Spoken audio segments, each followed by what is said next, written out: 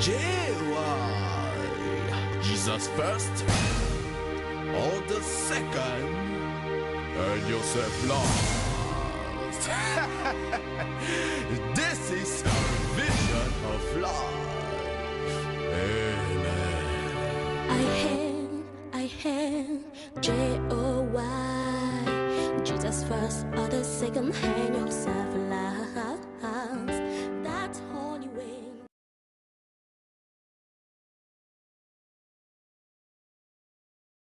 Nous, Gospel Center GOI, dans notre émission Dialogue Plus, nous avons le plaisir de recevoir le révérend pasteur Espérance Mbakadi.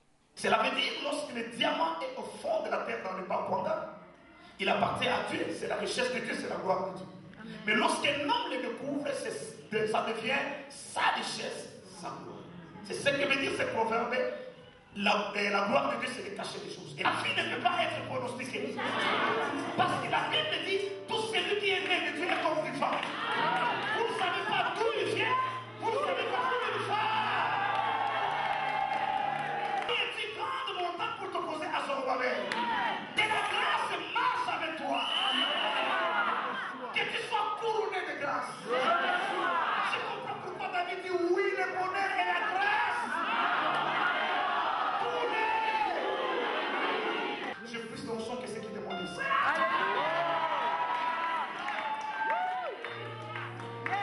J'ai plus d'autorité spirituelle. Amen. Que des gens qui te combattent. Et aujourd'hui, nous avons le privilège de recevoir le révérend pasteur Espérance Mbakadi, à qui nous disons bonjour. Bonjour. Révérend, le groupe Gospel Center vous accueille. Vraiment a le privilège de vous recevoir aujourd'hui et vous dit merci de nous avoir accordé ce privilège. Le groupe et les amis du Gospel, ça veut dire le corps de Christ, voudrais que vous puissiez nous dire en quelques mots qui est le révérend pasteur Mbakadi. Waouh. Comme vous l'avez dit, je m'appelle Espérance Mbakadi. Je suis marié à madame Gina Mbakadi. Et nous avons ensemble 4 enfants, 2 filles et 2 garçons. Et puis, je suis berger de l'église de Mangembo. Voilà, qui suis-je. Je complète donc le responsable de l'église Mangembo. C'est lui le titulaire. Donc aujourd'hui, révérend pasteur, nous sommes là dans le cadre de notre émission Dialogue Plus, qui est une partie du Gospel Center. Mais nous avons ce privilège par rapport à la conférence que vous avez tenue de 4 jours, dont le thème est intitulé « L'émergence d'une Église glorieuse ». Pouvez-vous nous dire pourquoi ce thème? C'est quoi une Église glorieuse? Le thème est un besoin de la saison. Nous, tous les observateurs assidus peuvent se mettre d'accord que tous les signes sont en place qui annoncent le retour de notre Seigneur Jésus-Christ. Nous savons que nous n'avons plus de temps. L'épouse doit se préparer et être prête à la rencontre de l'époux. Alors la Bible dit qu'avant que l'enlèvement arrive, l'Église doit être glorieuse, elle doit être sans tache, ni ride, ni rien de semblable. Et étant donné que toute la scène est mise en place pour le retour de notre Seigneur Jésus-Christ, nous croyons que plus que jamais maintenant, il est temps de travailler à l'émergence d'une Église glorieuse. Et votre question est, c'est quoi une Église glorieuse? L'Église, elle est d'abord le corps de Christ, l'ensemble de tous les croyants qui sont nés de nouveau, tous ceux qui reçoivent Jésus comme Seigneur et Sauveur, quels que soient les lieux où ils se retrouvent, quelles que soient les localités dans lesquelles ils se retrouvent, en assemblée locale, mais leur ensemble constitue ce qu'on appelle l'Église de notre Seigneur Jésus-Christ. Une Église glorieuse, c'est l'Église qui reflète l'image de Jésus-Christ lui-même. Comme dit la Bible, que l'épouse est la gloire de l'homme. Autant Jésus-Christ est glorieux, la Bible dit d'ailleurs, tel il est, tel nous sommes dans ce monde. Lui n'est pas dans ce monde, il est là dans le ciel, mais tel il est rempli de gloire, de magnificence, telle l'Église doit être. Et je sais que c'est un processus qui a pris beaucoup de temps. L'Église de sa naissance jusqu'à son enlèvement doit en définitive atteindre la stature parfaite de Christ. C'est pour cela que des dons ont été donnés, des pasteurs, des évangélistes, des docteurs, des apôtres, des prophètes, afin que l'Église soit perfectionnée et qu'elle atteigne la statue parfaite de Christ, qu'elle représente valablement Jésus-Christ, qu'elle reflète la gloire de Jésus-Christ. Merci, révérend. Y a-t-il un secret pour que l'Église glorieuse puisse émerger? Quels sont les secrets? Oh oui, ce sont des éléments qui ont constitué les différents sous-thèmes que nous avons traités. L'émergence d'une Église glorieuse passe d'abord par la sagesse divine. Il faut que l'Église opère dans la sagesse divine. Et Paul nous dit dans 1 Corinthiens chapitre 2 que cette sagesse, Dieu l'avait destinée avant les siècles pour notre gloire. Cela veut dire, sans elle, l'Église n'arrivera jamais à la gloire. Et là, je profite de dire que la sagesse veut dire simplement les voies par lesquelles les résultats arrivent. Et nous distinguons trois dimensions de sagesse. Il y a la sagesse humaine, il y a la sagesse satanique et la sagesse divine. Les voies par lesquelles les hommes produisent certains résultats, les voies par lesquelles le diable produit certains résultats, et en fin de compte, les voies par lesquelles Dieu produit des résultats. Éphésiens chapitre 3, verset 10 nous dit, il faut que les dominations, les autorités, les dignités et les principautés dans les lieux célestes, c'est-à-dire toute la hiérarchie satanique, connaissent par l'Église quelle est la sagesse infiniment variée de Dieu. Donc l'Église doit opérer dans la sagesse de Dieu afin de manifester la gloire de Dieu. Parce que je reviens avec 1 Corinthiens 2, cette sagesse, Dieu l'a destinée avant les siècles pour conduire l'Église à sa gloire. Le deuxième élément, c'est que c'est le ministère des anges. L'Église, étant que corps de Christ sur la terre, doit être accompagnée dans son travail par des êtres surnaturels qu'on appelle des anges, parce que la Bible dit qu'ils travaillent pour ceux qui doivent hériter des salis. Et c'est l'Église qui hérite les salis. Et les anges deviennent donc nos collègues en quelque sorte, comme l'ange dit à Jean dans l'Apocalypse 10, 19 plutôt, lorsque Jean voulait se prosterner pour adorer un ange. Et l'ange lui dit, garde-toi de le faire. Je suis ton compagnon de service et celui de tes frères qui ont le témoignage de Jésus-Christ. Adore Dieu. Donc ce sont des collègues, des serviteurs qui doivent travailler ensemble afin d'amener l'Église à sa perfection. Et là, nous avons parlé de notre patriarche Abraham qui envoie son serviteur chercher une femme pour son fils Isaac. Et le serviteur émet des doutes et dit, peut-être que la femme ne voudra pas me suivre dans ce pays. Faudra-t-il que je retourne ton fils dans le pays de ta naissance? Abraham dit, garde-toi de le faire. N'ose pas retourner mon fils. Le Dieu qui m'a fait sortir de la maison de mon père enverra son ange et cet ange marchera avec toi. Nous avons vu le ministère de cet ange exhaustivement manifesté dans la vie de Jacob. Jacob dit à la fin de sa vie que l'ange de Dieu qui m'a gardé de tout mal, qui m'a délivré de tout mal, qu'il bénisse ses enfants. Nous avons vu le même ange précéder Daniel dans la fosse au lion, le même ange précéder le compagnon Daniel dans la fournaise ardente. Et en ce moment précis, l'Église doit bénéficier du ministère des anges. Dieu d'ailleurs a dit que mon ange t'apparaîtra et celui qui te conduira te montrera le chemin. Donc nous ne travaillons pas seuls et nous devons porter cette conscience que les anges de Dieu sont engagés afin de travailler avec moi. J'ai parlé de la sagesse divine, j'ai parlé du ministère des anges et le troisième point, c'est le mystère des autels. Vous voyez, en Israël, Dieu conclut l'alliance avec son peuple et il institue 5 éléments principaux qui soutiennent son alliance. Premièrement, il donne au peuple la loi. Deuxièmement, il leur donne le tabernacle. C'est le sanctuaire, le cadre de rencontre entre un Dieu visible et un Dieu invisible. Troisièmement, il leur donne, dans ce tabernacle, Dieu leur donne des autels où les sacrifices doivent être offerts. Et Dieu instruit d'ailleurs à son peuple que les sacrifices devraient brûler continuellement. C'est comme ça que, logiquement parlant, les offrandes deviennent les 4 éléments de l'autel et enfin le fête de l'Éternel. Cela veut dire, enfin, avant que le peuple ne puisse fêter, il faut qu'il observe la loi, qu'il vienne dans la maison de Dieu, qu'il va à l'autel offrir, et en fin de compte, Dieu ouvrira les écus du ciel, il lui donnera des occasions de fêter. Et parlant du mystère des autels, nous avons parlé de Jacob qui arrive à Bethel. Il est en train de fuir son frère Ésaü, et lorsqu'il arrive à Bethel, là il fait un drôle de songe. Il voit une échelle qui relie le ciel à la terre, et puis les anges de Dieu qui montent et qui descendent. Au sommet de l'échelle, c'est Dieu Tout-Puissant lui-même qui parle à Jacob. Il dit, je te donne les lieux sur lesquels tu habites et tu deviendras une grande nation, ainsi de suite. Lorsque Jacob se réveille, il s'exclame et dit, waouh, ce lieu est redoutable, moi je ne le savais pas. C'est ici la porte de Dieu, c'est ici la maison de Dieu. Donc les autels deviennent le porte par lequel nous accédons à l'invisible, le porte par lequel le Dieu invisible vient à la rencontre des hommes visibles.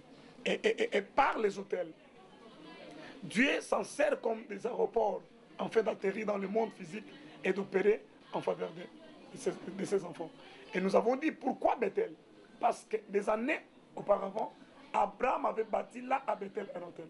Abraham est mort, l'hôtel est détruit physiquement, mais spirituellement l'hôtel reste là et Bethel reste la maison de Dieu, reste la porte dessus. Si l'église veut être glorieuse, veut manifester les règnes de Dieu sur terre, il faut que l'église retourne à la culture des hôtels. Et en bref, c'est quoi un hôtel? C'est la notion du sacrifice.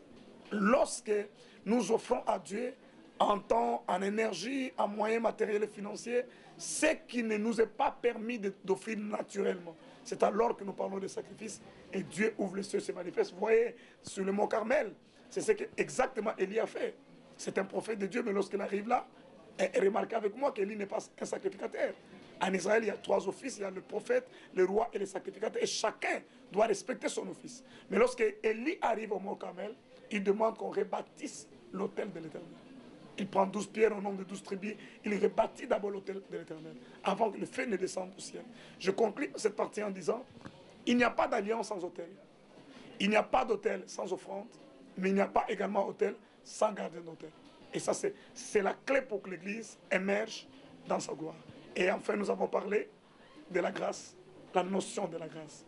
La Bible dit la loi est venue par Moïse, la grâce et la vérité sont venues par Jésus-Christ. Il faut que l'Église reconnaisse la notion de la grâce. Nous vivons dans un monde où tout dépend du mérite. Et à force de s'y mettre, nous oublions la notion de la grâce. Et la Bible dit la grâce de Dieu, source de salut pour tous les hommes. Il faut que l'Église reconnaisse la notion de la grâce et opère dans la grâce afin d'avoir des résultats qui vont au-delà du travail ou des efforts qu'elle fournit. Et c'est à ce prix-là qu'elle sera glorieuse et qu'elle manifestera les règnes de Dieu sur terre. Parce qu'en définitive, le but de Dieu pour l'Église, que l'Église serve au dessein de Dieu dans sa génération. Chaque Église vit dans une génération donnée et dans chaque génération, Dieu a un plan, il a un dessein qui va accomplir. Moïse n'est plus là, Joseph n'est plus là, Paul n'est plus là, David n'est plus là. Ça, c'est notre saison. Et c'est à nous de travailler et de servir au dessein de Dieu dans notre génération. Merci, révérend. Est-ce qu'une autre question par rapport à l'alliance et aux hôtels? Est-ce que n'importe qui peut bâtir cet hôtel? Tout le monde. Je vais dire, quand je parle de n'importe qui, ça veut dire tout chrétien peut-il bâtir l'hôtel? Oui et non. Oui, parce que dans la nouvelle alliance, nous avons tous été élevés à la dignité sacerdotale. C'est pour cela d'ailleurs que Jésus-Christ est le souverain sacrificateur. Il ne serait pas souverain s'il n'y avait pas de sacrificateur. Donc tous les chrétiens ensemble constituent ce que la Bible appelle un sacerdoce royal ou une sacrificature royale. Donc nous sommes un royaume de sacrificateurs. Et à ce prix-là, ou dans cette dimension-là, chaque chrétien est autorisé à bâtir un hôtel. Et là, je parle bien sûr des hôtels personnels. Mais pourquoi je dis non? Parce qu'il y a des dimensions d'hôtels. Il y a des hôtels personnels, il y a des hôtels familiales. Et pour bâtir un hôtel familial, tout chrétien n'est pas autorisé à bâtir, à moins qu'il ne soit chef de cette famille, ou qu'il ait ce qu'on appelle les droits d'aînesse. Il y a des hôtels communautaires, où il n'y a que les responsables de l'église ou de la communauté que nous appelons généralement les pasteurs responsables ou titulaires, qui est gardien de cet hôtel. Mais il y a également des hôtels qui sont des hôtels pour toute une ville. Et là, il faut que le corps de Christ, les serviteurs qui sont appelés dans les 5 ministères, viennent ensemble afin de bâtir cet hôtel. Vous voyez, dans cette dimension-là, les chrétiens qui n'est pas dans le ministère est déjà exclu. Et enfin, nous avons ce qu'on appelle les hôtels nationaux, les hôtels qui constituent pour toute une nation, pour tout un pays. Et là, il faut que le corps de Christ se délègue des gens qui ont l'onction, qui opèrent, parce que ça, il faut le reconnaître. Dans le corps de Christ, tous les ministres n'ont pas la même onction. Il y a des gens qui ont l'onction nationale, il y a des gens qui ont l'onction provinciale, et toutes ces choses se différencient. C'est comme ça en Israël, il y avait ce qu'on appelait des prophètes majeurs et des prophètes mineurs. Tu vois, Élie dit, je suis resté moi seul. Dieu dit, non, tu n'es pas toi seul. Il y a autant de prophètes que je me suis gardé. Il y a encore d'autres prophètes que je me suis gardé. Mais ces prophètes-là n'avaient pas l'onction pour opérer dans la dimension nationale. Vous voyez, des nations qui ont compris ces choses ont réussi à créer, l'Église a réussi à créer l'impact. On reconnaît qu'il y a des hommes dans la nation qui peuvent parler de la part de Dieu. Moi, je vois dans ma nation, dans mon pays, je vois tout le monde, tous les pasteurs voient la télévision dire Dieu a dit, Dieu a dit, Dieu a dit. Ça ne se fait pas de cette manière-là. Dieu peut bien dire. Et lorsque Dieu dit, l'Église vient en conseil, mais l'Église doit avoir des porte-paroles, des gens qui ont mandat de parler. C'est comme ça que j'ai dit oui et non. Donc chaque chrétien peut bâtir un hôtel individuel, mais lorsqu'il est question de l'hôtel familial, il faut que le prêtre de la famille, qui est généralement le père de la famille ou le responsable, lorsqu'il est question de l'église locale, c'est le pasteur qui est le prêtre et de l'église locale, ainsi de suite. Ça dépend des dimensions.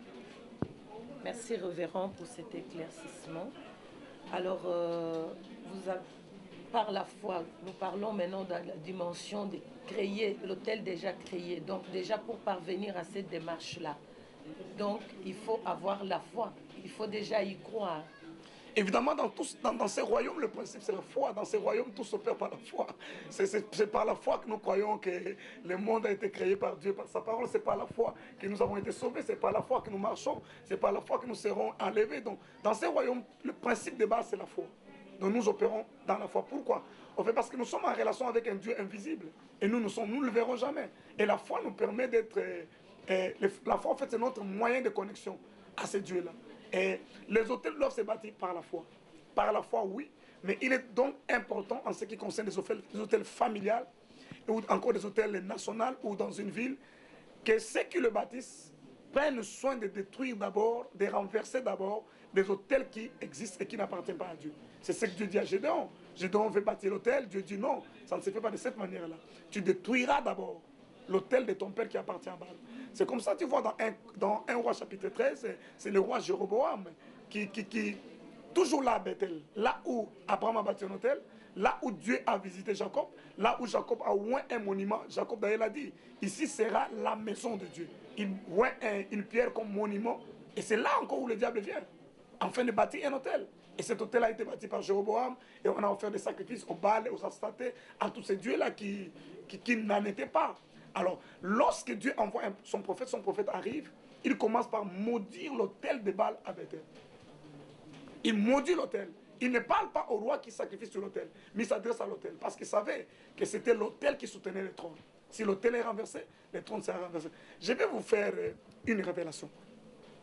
Regardez le jour où Israël est allé en bataille avec les Philistins. On a bâti les enfants d'Israël. Ils se sont dit, ok, nous retournons à Silo. Nous prendrons l'arche de Dieu, l'arche viendra dans les champs de bataille. Parce que l'arche symbolise Dieu. Lorsque l'arche arrive, nous gagnerons la bataille. Ils sont allés chercher l'arche avec les fils d'Élie, au fini qui entre-temps étaient des profanes. Ils étaient des sacrificateurs, mais ils étaient des impudiques, parce que la Bible dit qu'ils couchaient avec des femmes dans les sanctuaires, ils profanaient les offrandes, c'était des profanes. Ils sont venus avec l'arche. Il arrive dans les champs de bataille. Malheureusement, lorsque l'arche arrive, la Bible dit la terre tremble. Et les Philistins se disent, c'est Dieu qui a châtié les Égyptiens et venu, ça n'est fini de nous. Il nous détruira. Mais je ne sais pas comment, par quel réflexe, un Philistin dit ceci. Il dit, Philistins, soyez des hommes, fortifiez-vous. Si vous vous affaiblissez, nous serons esclaves des Israélites. Tenons ferme. Tenons plutôt ferme, combattons. Et ce cri de motivation a motivé. Les Philistins ont puisé dans leur énergie, dans leurs réserves, les énergies qui restaient. Et parce que Dieu était contre Israël, à cause de la mauvaise conduite des sacrificateurs, Dieu a livré Israël entre les mains des enfants de Philistins. Les sacrificateurs, tous les deux sont morts, et l'arche de Dieu a été prise. En Israël, l'arche symbolise la présence de Dieu. Et il était dit de l'arche qu'il n'y avait que des Lévites qui devaient toucher l'arche. Mais là, des Philistins qui ne sont pas des Lévites, qui ne sont même pas dans l'alliance, ils captivent l'arche. Ils l'amènent jusque dans les temples de Dagon. Et ils passent l'arche là-bas. Et vous voyez le mystère ou la révélation qui est dans ce texte, c'est quoi? En fait, Dieu voulait aller à la source du problème. Parce que la force des Philistins venait de leur sanctuaire, de leur Dieu, de leur autel. Et Dieu savait qu'aucun prophète en Israël, aucun sacrificateur n'aura le temps d'aller jusqu'à entrer dans les temples des Philistins. Ça, aucun Philistin ne le permettra. C'est comme nous là, nous ne nous permettrons pas d'aller dans les loges des occultistes ou des fraternités occultes pour aller détruire leurs hôtels. Mais Dieu dit, ok, les Philistins vont m'aider. Prenez-moi, amenez-moi ce qui est dans votre sanctuaire. Alors les Philistins étaient contents, dit, nous avons captivité les dieux d'Israël. Nous l'avons pris, nous l'amenons chez nous. Dieu aussi était content, il dit, ok, aidez-moi pour arriver jusque-là. Et lorsqu'il est arrivé, ils ont placé l'arche en face de Dagon, leur Dieu. Dieu dit, ok, ça c'est bon, enfermez-nous, allez et vous verrez de quoi je suis capable. Il les a enfermés, il n'y avait pas d'arbitre, pas de juge de touche, pas de journalistes comme vous pour commenter l'événement. Et là, lorsqu'ils sont retournés le matin, ils ont trouvé Dagon face contre terre, sur son propre terrain. Donc Dieu est allé dans les sanctuaires, là où il y avait l'autel de Dagon, parce que Dieu est un stratège. Il dit, je peux donner la bataille à Israël sur les champs de bataille, mais les vrais problèmes, les vrais enjeux ne sont pas dans les champs de bataille. Dieu dit, j'irai dans les sanctuaires. Là, je détruirai l'autel. Et vous savez, ils sont venus, ils ont relevé Dagon, ils l'ont exhorté. Il dit, Dagon, soyez fort, tu es un Dieu puissant. Ne nous fais pas la honte, Dagon, Dagon, tu es dans ton terrain, défends-toi. Ils l'ont fortifié. Et lorsqu'ils sont partis, ils reviennent, ils trouvent voilà, Dagon, il a la tête coupée, il a les mains coupées parce que le Dieu d'Israël est un Dieu redoutable. Je suis en train de dire quoi? Je suis en train de dire, lorsqu'Amalek vint pour combattre Israël, Moïse a compris la stratégie. Moïse dit, Josué prend les troupes qui iront en guerre, mais moi, je resterai sur la montagne, à l'autel de Dieu. La bataille est dans le champ de bataille, mais la bataille dépend de ce qui se passe à l'autel. Lorsque Moïse lève les mains, Israël gagne. Lorsque Moïse baisse les mains, Israël perd. C'est comme ça qu'il demande l'aide d'Aaron et de Hur afin que ses mains soient levées. Donc, les victoires véritables, les percées véritables, l'impact véritable se passe à l'autel. Et ce que nous vivons n'est que le résultat de ce qui se décide à l'autel. Et l'Église ne doit pas être absente là où les choses se décident. L'Église doit être présente dans les lieux spirituels afin de décider. Il faut que des hommes et des femmes de Dieu, par la foi, comme vous l'avez dit, arrivent à détruire les autels des ténèbres et diriger l'autel de Dieu. C'est alors que le règne de lumière viendra. C'est alors que le travail deviendra plus facile et la puissance de Dieu se manifestera. Extra. Soutenez-vous donc la foi. Soutenez-vous donc l'idée que la foi rime à certains risques qu'on a parfois peur de prendre, faute de courage. Mais en fait, la foi elle-même est un risque. Elle n'inclut pas simplement le risque, c'est un risque. Oui, la foi, c'est un risque. Ça, je l'avoue. La foi est un risque extraordinaire. Parce que jusqu'à ce que vous puissiez oser, rien ne vous rassure que ça marchera. Rien ne vous rassure que ça marchera. Quelqu'un va dire que c'est la parole nous rassure. Mais la parole sont des lettres que les scribes ont écrites il y a des milliers d'années passées. Et qu'est-ce qui prouve que c'est vrai, ça marchera? Et c'est comme ça, vous voyez, le diable combat à détruire notre foi. Il empêche les enfants de Dieu d'écouter la parole, de lire la parole, de s'approvisionner de support de la parole, parce que le diable sait que la plus grande bataille, c'est au niveau de la foi. S'il arrive à embranler notre foi, il détruit tout le reste. Mais si notre foi tient, or nous pourrons nous aussi, comme les autres dans Hébreux 11, inscrire notre nom sur la liste de ceux qu'il a. Ce que j'aime dans Hébreux 11 qui parle de la foi, c'est que cette liste n'est pas clôturée. L'apôtre, l'écrivain dit, que dirais-je de David, de Gédéon, et fait 3 points de suspension. C'est que chacun aussi peut inscrire son nom lorsqu'il a la foi. Nous aussi. Ouais, la foi, c'est le principe de base du christianisme. Nous sommes sauvés par grâce au moyen de la foi. Nous vivons par la foi, nous mourrons par la foi, nous serons enlevés par la foi. Vous excluez la foi du christianisme, rien ne reste. Merci, révérend. Et quel impact attendez-vous à cette conférence que vous venez de terminer aujourd'hui par rapport au peuple de Dieu? En tout cas, mes attentes sont grandes. Un jour, Samson voulait détruire les champs des Philistins. Il s'est dit, je peux aller tout seul allumer le feu, mais ça me prendra du temps. Il prend des renards qu'il lie 2 à 2 et il les enflamme. Et les renards, chacun fouilla dans sa direction, mais en temps, 2 à 2.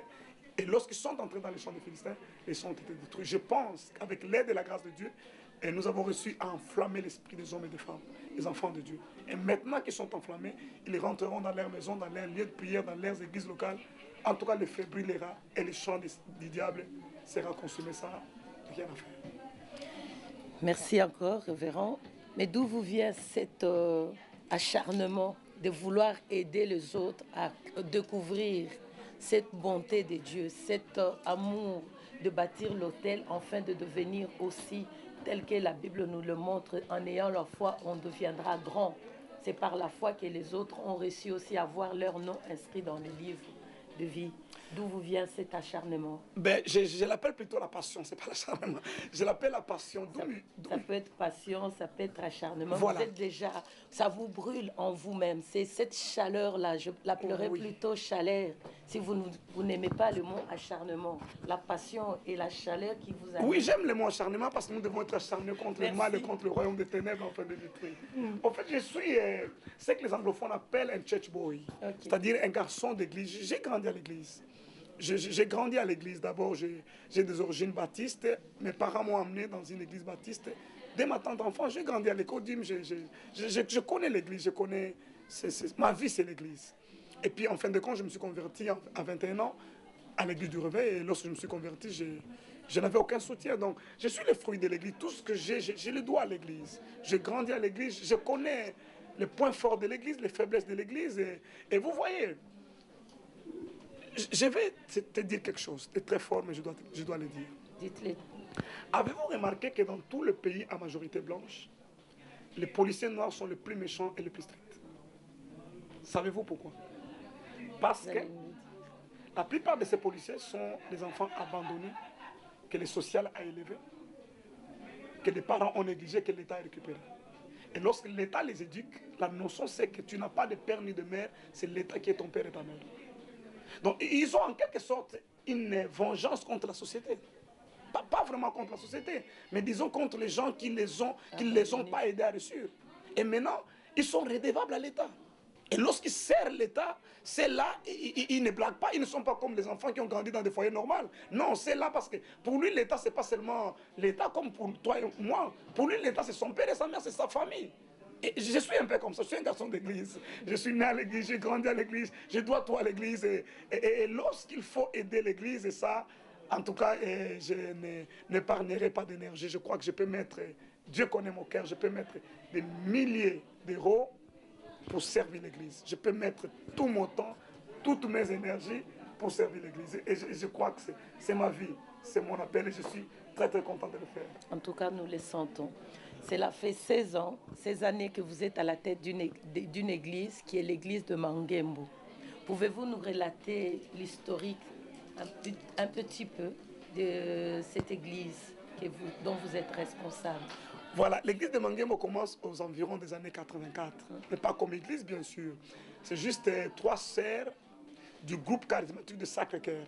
En fait, les mouvements charismatiques arrivent au Congo par les paroisses catholiques. Il y a un peu le vent de l'esprit qui arrive, les gens commencent à prier en langue. Et puis finalement, des prêtres ont essayé de gérer ces mouvements jusqu'à ce qu'ils n'en pouvaient plus, ils les ont chassés. Alors le groupe qu'on appelle du Sacré-Cœur était à la paroisse Sacré-Cœur de la Gombe à Kinshasa. Finalement, on les a chassés. Ils sont venus à Royal, autour de la piscine publique de Royal, mais ils ont gardé le nom du Sacré-Cœur de la paroisse. Ils sont restés Sacré-Cœur. Et là, ils se réunissaient. 3 sœurs qui priaient dans ce groupe de Sacré-Cœur, qui entre-temps habitaient Bandalungwa, se sont dit pour nous fortifier dans notre foi, nous devons nous retrouver de temps en temps pour prier. Ils n'avaient ni l'intention ni la vision de commencer une église, pas même un groupe de prière, mais juste se fortifier dans leur foi. Et ils sont venus, ils ont commencé à prier. Et puis, comme on dit, des fil aiguilles, les autres se sont joints à eux. Les autres membres du Sacré-Cœur qui étaient de Bandal sont venus, et puis finalement, c'est devenu cellule de prière. Et à l'époque, c'est la mode. Il y a plein de cellules de prière. Il y a des églises comme la Louange, qui viennent de ces mêmes mécanismes du Sacré-Cœur. Il y a des églises comme la Colombe, comme la Miséricorde, comme Jetmane, et beaucoup d'autres églises à Kinshasa qui sont devenues des grandes communautés. C'était des cellules du groupe Sacré-Cœur.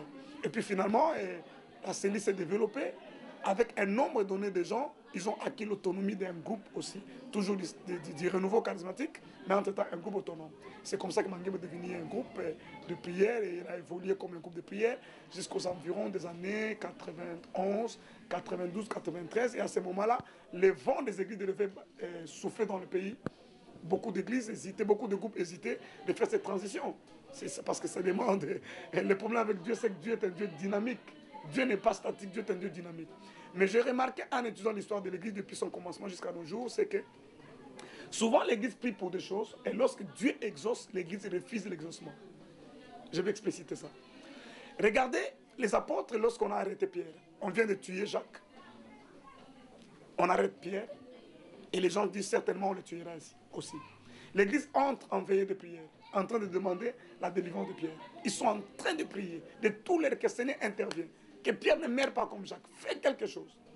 Dieu exauce leurs prières. Il envoie un ange en prison. Je parlais tantôt là du ministère des anges. Il y a des choses que les hommes ne feront jamais. Il faut que les anges les fassent. Dieu envoie un ange qui va en prison pour libérer Pierre. L'ange libère Pierre. Il ouvre les portes, il les délie et puis il les libère. Pierre pensait que c'était un songe lui-même. Finalement, il s'est dit, mais c'est la réalité. Et il se dirige là où ils avaient l'habitude de se réunir. Il arrive, il trouve les gens en train de prier pour sa libération. Et il toque. Une servante vient ouvrir, il voit Pierre. Dans sa joie. Et vous voyez, c'est une servante. C'est-à-dire des gens qui se convertissent au début là ont une foi extraordinaire. Mais des gens qui restent longtemps à l'église, leur foi finit par se refroidir. Il dit, voilà, c'est Pierre est dehors, Pierre est dehors. C'est là même qui priait pour sa libération. Ils disent, mais non, ça ne peut pas être lui. Ça peut être son ombre. Vous vous rendez compte? Il priait pourquoi? Il priait pour que Pierre soit libéré. Mais lorsque Pierre est libéré, ils n'acceptent pas l'exaucement de leur prière. Parce que dans leur logique, Il ne peut pas être libéré la nuit parce que les bureaux sont fermés. Il faut faire un document de tout ça, il faut qu'on signe, il faut attendre le matin. Mais Dieu n'a pas besoin de tout cela. J'étais en train de dire que très souvent l'Église prie pour le réveil. L'Église prie, Seigneur, donne-nous le temps d'autrefois. Seigneur, visite-nous. Et toutes les fois que Dieu exauce la prière, l'Église rejette lui-même ses mouvements. Il dit, oh, ça c'est occulte. Ah, ça c'est pas Dieu. Ah, ça c'est. Alors qu'ils ont prié pour ça. J'ai parlé de la transition entre groupe de prière et église de réveil. Donc après que les gens ont prié, Seigneur, visite-nous. Dieu dit, la seule façon pour moi de vous visiter, que vous vous organisez en église locale. Si vous continuez à vous réunir comme groupe de prière, vous retournez chez les catholiques, chez les protestants, ça ne marchera pas. Mais à ce moment-là, il y a des gens qui ont pris le courage de faire la transition. D'autres ont refusé. Et si vous faites les recensements aujourd'hui, vous vous rendez compte, tous les grands groupes qui à l'époque n'ont pas saisi ce temps, qui n'ont pas marché dans cette vague, se sont presque éteints. Mais ceux qui ont pris le courage, parce que vous avez dit, la foi c'est un risque. Qu'est-ce que les gens vont dire? Qu'on commence à demander les offrandes, qu'on commence à se réunir les dimanches. Mais qu'est-ce que les gens vont dire? Mais ceux qui ont pris les risques sont devenus, pour la plupart des grandes églises, et c'est ceux qui construisent les églises. Et Mangembo fait partie de ces églises. C'est un peu ça son histoire. En gros, quoi. En gros. Merci, révérend. Revenons à votre thème de l'émergence de l'Église. Vous avez parlé le vendredi que Jésus, en vous suivant, vous avez expliqué que Jésus-Christ était venu, non pas pour sauver, mais pour restaurer. C'est d'avant le péché. Pouvez-vous nous éclairer par rapport à ce thème? Bon, je crois que sauver, c'est restaurer, en fait. Sauver veut dire quoi? Je parle de l'émergence d'une église globale. Émergence veut dire quoi? Quelque chose a été noyé, elle n'est plus à sa place, elle a été noyée. Maintenant, il faut qu'elle émerge. Le salut, en fait, c'est la restauration. L'homme, Dieu l'a créé dans une dimension donnée, et il est tombé dans le péché, et Jésus est venu le sauver, il est venu le restaurer. Mais j'étais vendredi simplement en train de mettre l'accent sur l'aspect que l'Église ne doit pas attendre de régner seulement dans l'éternité. Mais il faut que l'Église commence par créer l'impact sur la terre. Si sur la terre nous ne créons pas l'impact, nous attendons le ciel, nous amènerons très peu d'âmes au ciel et Dieu ne sera pas content de nous. Ce que Dieu veut, c'est que le maximum de gens soient sauvés. Nous avons parlé de cet homme qui avait 99 sans brebis. Il n'a perdu qu'une. Nous, les pasteurs ou l'église, nous dirons, bon, une c'est quoi? J'ai 99, ça me suffit. Mais la Bible dit, celui-là, il laisse 99 pour aller chercher une seule.